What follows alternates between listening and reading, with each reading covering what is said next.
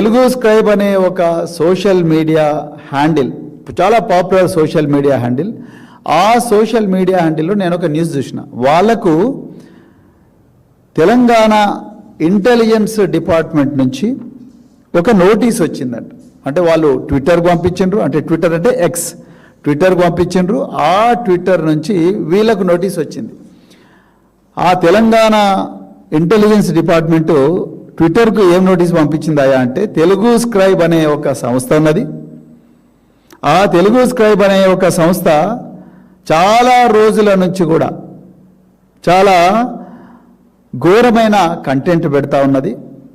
డిఫామేటరీ content, అంటే చాలామందికి పరువు నష్టం కలిగించే విధంగా మరి కంటెంట్ పెడతా ఉన్నది. అదేవిధంగా మరి వీళ్ళ పెడుతున్న న్యూస్ వల్ల, ఈ తెలుగు స్క్రైబ్ అనే ఒక న్యూస్ అవుట్లెట్ పెడుతున్న న్యూస్ వల్ల ఈ రాష్ట్రంలో పెద్ద ఎత్తున కూడా మత కల్లోలాలు, లేకపోతే కుల కల్లోలాలు, లేకపోతే పెద్ద ఎత్తున కూడా అశాంతి, అభద్రత వచ్చే పరిస్థితి ఉన్నది. అదేవిధంగా ఈ తెలుగు స్క్రైబ్ అనే ఒక న్యూస్ మీడియా వీళ్ళు తెలంగాణ ప్రజలకు వ్యతిరేకంగా కంటెంట్ పెడతా ఉన్నారు, అంటే న్యూస్ ఇస్తూ ఉన్నారు అని చెప్పి ఇంటెలిజెన్స్ అధికారి, ఆయన పేరు చెప్పాలంటే, నేను కూడా ఒక ఐపీఎస్ ఆఫీసర్నే. నేను కూడా తెలంగాణలో ఉమ్మడి ఆంధ్రప్రదేశ్లో 26 సంవత్సరాలు ఐపీఎస్ ఆఫీసర్గా పనిచేసిన. నా బ్యాచ్మేట్స్ నిన్ననే డీజీపీలు అయినరు అందరు కూడా. ఆ డిపార్ట్మెంట్లో పనిచేసిన అధికారిగా నేను ఆయన పేరు చెప్పాలంటే నాకు భయం వేస్తున్నది. అంటే ఆయన మీద కోపంతో కాదు, ఒక ఆఫీసర్ను రేవంత్ రెడ్డి, అయ్యా రేవంత్ రెడ్డి గారు దయచేసి ఆలోచన, మీరు ఏం చేస్తున్నారో నాకు తెలియదు, కానీ మీరు చాలామంది ఐపీఎస్ ఆఫీసర్లను వాళ్ళ ప్రాణాలను ప్రమాదంలో నెడుతూ ఉన్నారు. మీరు ఆ ఐపీఎస్ ఆఫీసర్తోని మీరు ఏం చేసిండ్రు, సిఐసెల్ అనే ఒక సంస్థ మా దగ్గర ఉన్నది. ఆ సంస్థతోని మీరు ట్విట్టర్కి ఒక నోటీస్ ఇచ్చిండ్రు. ఆ సంస్థ పేరు సిఐసెల్. నిజానికి పోలీసు డిపార్ట్మెంట్లో 99% మంది ఆఫీసర్లకు ఈ సిఐసెల్ అంటే ఏంది, అది ఎక్కడుంటుంది, అది ఏం చేస్తుంది, వాళ్ళ పని ఏందని తెలియదు. తెలవాల్సిన అవసరం లేదు, తెలవాల్సిన అవసరం లేదు. కానీ అలాంటి ఒక సిఐసెల్తోని మీరు ట్విట్టర్కు ఈ తెలుగు స్క్రైబ్ అనే ఒక న్యూస్ అవుట్లెట్ మీద ఒక నోటీస్ ఇప్పించారు. ఇది మామూలు నోటీస్ కాదు. నేను అదే తెలంగాణ ప్రజలకు, ఇక్కడ కూర్చున్న జర్నలిస్టులందరికీ చెప్పాలనుకుంటున్నా. మీరు కూడా మీ తోటి జర్నలిస్టులకు చెప్పండి, తెలంగాణ ప్రెస్ క్లబ్కి చెప్పండి, అదేవిధంగా ప్రెస్ క్లబ్ ఆఫ్ ఇండియాకి చెప్పండి, ఎడిటర్స్ గిల్డ్ ఆఫ్ ఇండియాకి చెప్పండి. దీంట్లో ఇది మామూలు నోటీస్ కాదు. ఇది 94 BNSS కింద మాత్రమే కాదు, భారతీయ నాగరిక సురక్ష సంహిత మాత్రమే కాదు, ఇది అత్యంత క్రూరమైన the draconian unlawful activities prevention act 1967 మరియు అమెండ్మెంట్ 2008 యాక్ట్. అంటే ఏందయ్యా అంటే, యాంటీ టెర్రర్ లా అని ఇండియాలో ఏదైతే ఉన్నదో, ఆనాడు మేము చిన్నగా ఉన్నప్పుడు టాడా ఉండే, దాని తర్వాత పోటా వచ్చింది, ఇప్పుడు మన తరానికి UAPA unlawful activities prevention act 2008. ఈ మధ్యకాలంలో 2019లో దాన్ని మరింతగా మాడిఫై చేశారు ఇప్పుడున్న ఎన్డీఏ ప్రభుత్వం.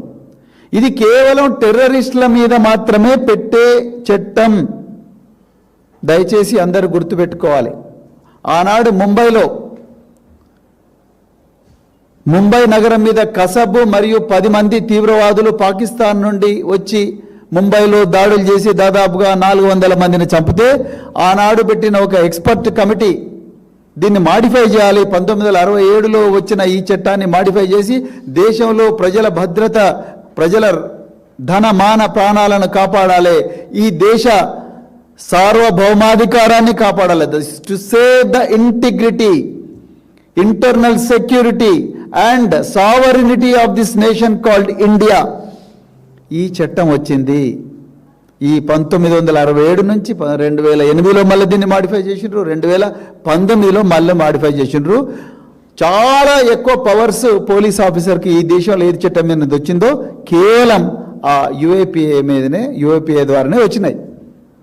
అలాంటి ఒక చట్టాన్ని, టెర్రరిస్టుల మీద మాత్రమే ప్రయోగించే చట్టాన్ని ఈరోజు జర్నలిస్టుల మీద ప్రయోగించాలనే కుట్ర తెలంగాణలో రేవంత్ రెడ్డి గారు చేస్తున్నారు.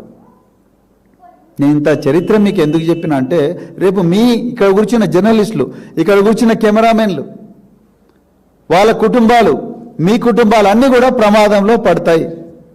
మీరు రాసి పెట్టుకోండి. ఈ తెలుగు స్క్రైబ్ అనే ఒక మీడియా సంస్థ వాళ్ళు ఇస్తున్న న్యూస్ మీరు చూస్తే పరిశాన్ అయితే టెర్రరిస్టా కాదా అనేది మీరే డిసైడ్ చేయాలి తెలంగాణ ప్రజలు. ఈ తెలుగు స్క్రైబ్ అనే ఈ సంస్థ వీళ్ళు ఇది పుష్ప కాదు, కాంగ్రెస్ ప్రభుత్వం చేస్తున్న ఇసుక దందా. రేవంత్ రెడ్డి రాజ్యాంగంలో ఎక్కడ లేని విధంగా 24 గంటల ఇసుక మైనింగ్. మరి కాళేశ్వరం కూలిపోయింది అంటూ ప్రచారం చేస్తున్నారు. మేడిగడ్డ బ్యారేజ్ రిపేర్లు చేయడం లేదు. దానివల్ల అక్కడ ఉన్న ఇసుకను 832 కోట్ల రూపాయల టార్గెట్ రీచ్ కోసం వందలాది లారీలు పెట్టి ఇసుకను సరఫరా చేస్తున్నారని లైవ్గా వీడియోలు తీసి తెలంగాణ ప్రజలకు జరుగుతున్న దోపిడీ గురించి ఈ తెలుగు స్క్రైబ్ అనే మీడియా సంస్థ చెప్పింది. ఇది టెర్రరిజమా? ఒకసారి తెలంగాణ ప్రజలు గుర్తించాలి. మొట్టమొదటిది. ఇంకా రెండవది, Telugu scribe exclusive leak. Gandhi హాస్పిటల్లోనే ఒక్క నెలలోనే 48 మంది పసిపిల్లలను, 14 మంది తల్లులను పొట్టన పెట్టుకున్న వైద్యుల నిర్లక్ష్యం.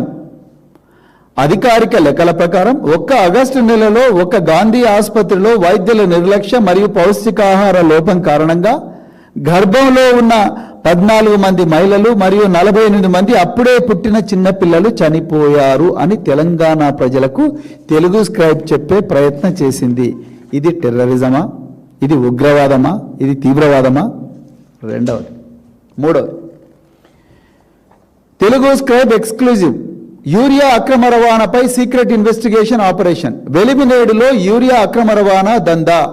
నకిరేకల్ నియోజకవర్గం చిట్యాల మండలం వెలిమినేడులో PSCS అంటే ప్రాథమిక agriculture cooperative societies black market urea దందా. రైతులకు ఇవ్వవలసిన యూరియాను DEF యాడ్ బ్లూ అనే ప్రైవేట్ కంపెనీకి PSCS చైర్మన్ రఘుమారెడ్డి ఆదేశాలతో అక్రమంగా విక్రయిస్తున్నారని ఆరోపణలు. దీనిపై పూర్తి విచారణ జరిపి PSCS చైర్మన్ రఘుమారెడ్డిపై కఠిన చర్యలు తీసుకోవాలని డిమాండ్ చేసిన BRS మాజీ ఎమ్మెల్యే చిరుమర్తి లింగయ్య ఆధారాలతో సహా తెలుగు స్క్రైబ్ బయటపెట్టింది. ఇది టెర్రరిజమా? ఇది ఉగ్రవాదమా? ఇది తీవ్రవాదమా? ఇది వ్యవస్థీకృత నేరమా? మూడవది. నాలుగవది, Telugu scribe exclusive big breaking news. HYDRAA పేరుతో కోట్ల రూపాయలు డిమాండ్ చేస్తూ బెదిరింపులకు పాల్పడుతున్న రేవంత్ అనుచరుడు. నేను అడిగినన్ని కోట్లు ఇవ్వకపోతే మీ ఇంటి మీదికి హైడ్రా పంపించి మొత్తం కూలగొట్టిస్తా అంటూ రేవంత్ రెడ్డి అనుచరుడు బెదిరింపులు. నా వెనక రేవంత్ రెడ్డి, మంత్రులు సీతక్క, శ్రీధర్ బాబు, దామోదర్ రాజ నరసింహ, PCC అధ్యక్షుడు మహేష్ గౌడ్, జగ్గారెడ్డి ఉన్నారు అని చెప్తున్నాడు. Telangana food corporation chairman, TPCC general secretary MA Faheem బెదిరింపులు తట్టుకోలేక లేఖ రాసిన అమీన్పూర్ వెల్ఫేర్ అసోసియేషన్. ఒకవైపు హైడ్రా పేరుతో డబ్బులు అడిగినా, బెదిరింపులకు పాల్పడినా కఠిన చర్యలు తీసుకుంటామని నీతులు చెప్తున్న హైడ్రా కమిషనర్. మరోవైపు స్వయంగా రేవంత్ రెడ్డి అనుచరుడు డబ్బులు అడుగుతూ ఇవ్వకపోతే మీ మీదకు హైడ్రా పంపుతానని మరి బెదిరింపులకు చోద్యం చూస్తున్న హైడ్రా అధికారులని ఆధారాలతో సహా తెలుగు స్క్రైబ్ అనే న్యూస్ అవుట్లెట్ బయట పెట్టింది. ఇది టెర్రరిజమా? ఇది ఉగ్రవాదమా? నేను తెలంగాణ ప్రజలకు కూడా చెప్పాలనుకుంటా. చాలా మందికి తెలియదు, ఎందుకంటే తెలంగాణ ప్రజలు ఇంకా దీని గురించి తెలుసుకోవాల్సిన అవసరం ఉన్నది. ఈ యాంటీ టెర్రర్ లా కింద ఎవరెవరిని పంపించిండ్రా అంటే ఇంతవరకు వరవర్రావు, అదేవిధంగా కోబట్ గాంధీ, స్టాన్ స్వామి, ఒక జెసూట్ ప్రీస్ట్, ఆదివాసీల కోసం జీవితాంతం పోరాడి 84 సంవత్సరాల వయసున్న స్టాన్ స్వామిని జైల్లో పెడితే 7-8 సంవత్సరాలు పెడితే ఆయన చచ్చిపోయాడు జైల్లోనే. స్టాన్ స్వామి. ప్రొఫెసర్ GN సాయిబాబా, ఒక ప్రొఫెసర్ ఢిల్లీ యూనివర్సిటీలో, JNUలో ఆ ప్రొఫెసర్, ఆయనను 10 సంవత్సరాలు ఇదే యాంటీ టెర్రర్ లా UAPA కింద పెడితే ఆయన చచ్చిపోయాడు. అంటే మీరు కొనతం దిలీప్ను చంపాలనుకుంటున్నారా, లేకపోతే జర్నలిస్టులను చంపాలనుకుంటున్నారా, ఈ సోషల్ మీడియా యాక్టివిస్టులను చంపాలనుకుంటున్నారా? అంటే మీరు ఎస్సీ ఎస్టీ యాక్ట్ పెడితే వీళ్ళు నిజాలే రాస్తున్నారు, మీరు ఐటీ యాక్ట్ పెడితే నిజాలే రాస్తున్నారు, మీ ప్రభుత్వ అక్రమాలను ఎండగడతా ఉన్నారు, మీరు వ్యవస్థీకృత నేరాల యాక్ట్ పెడితే కూడా వీళ్ళు వాళ్ళ పోరాటం ఆపుతలేరు, మీ ఆగడాలను బయటికి తీసుకొస్తున్నారు. ఇవన్నీ ఇంటలేరని చెప్పి టెర్రర్ యాక్ట్ పెట్టి వీళ్ళని ఖతం చేయాలని చూస్తున్నారా? స్టాన్ స్వామిలాగా, వరవరరావు లాగా, లేకపోతే వీళ్ళందరూ జైల్లోనే ఉండాలని ప్రయత్నం చేస్తున్నారు. దాదాపు ఏది ఈ దేశంలో 25,000 మందిని ఇది కేసులలో పంపించారు యూఏపీఏ కింద. చూస్తేనేమో కన్విక్షన్ పర్సంటేజ్ 2%. అసలు what is it your trying to do Revanth Reddy గారు? అంటే జర్నలిస్టులు అంటే టెర్రరిస్టులాగా కనిపిస్తున్నారా మీకు?